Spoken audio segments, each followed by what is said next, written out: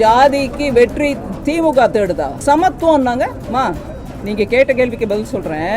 இன்னைக்கும் நான் தெருவில் போகும்போது போர்டு பாக்குறேங்க, ஜாதி பேருடன் பேரு இந்த தமிழ்நாட்டில் இன்னைக்கும் இருக்குது. மனித கழிவை குடிநீர்ல சேர்க்கிறது இந்த தமிழ்நாட்டில் தான் நடந்திருக்கு. ஜாதிவாரி கணக்கெடுப்பு நடத்தப்படும் மத்திய அறிவிச்சிருக்கீங்க. ஸோ திமுக கிடைத்த வெற்றி அப்படின்னு சொல்லிட்டு அவங்க கிளைம் பண்றாங்க, இந்தியா கூட்டணிக்கு கிடைத்த வெற்றி அப்படின்னு கிளைம் பண்றாங்க. முதல்ல ஜாதிக்கு வெற்றி திமுக தேடுதா? சமத்துவம்னாங்க. நீங்க கேட்ட கேள்விக்கு பதில் சொல்றேன். ஜாதியை பற்றி விஷயத்தில் திமுக வெற்றி தேடுதா?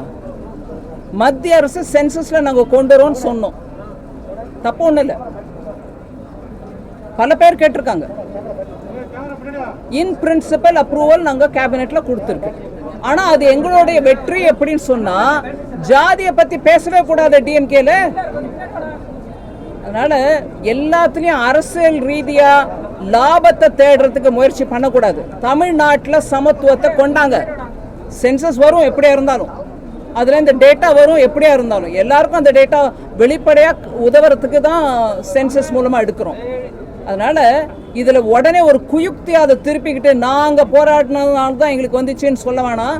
இன்னைக்கும் நான் தெருவில் போகும்போது போர்டு பாக்குறேங்க, ஜாதி பேருடன் பேரு இந்த தமிழ்நாட்டில் இன்னைக்கும் இருக்குது. ஜாதி விவகாரத்தில் இன்னைக்கும் கழிவு, மனித கழிவை குடிநீர்ல சேர்க்கிறது இந்த தமிழ்நாட்டில் தான் நடந்திருக்கு. எங்கேயும் நம்ம கொஞ்சம் ஒரு விதமா நாங்கள் நல்லா முன்னேறிட்டு இருக்கோம், வடக்கில் சில ஸ்டேட்ஸை பாருங்க முன்னேறல அப்படின்னு சொல்றீங்களே, அந்த ஸ்டேட்ல கூட இந்த மாதிரி மனித கழிப்பை கொண்டு போய் தண்ணியில் குடிக்கிற தண்ணியில் சேர்க்கல.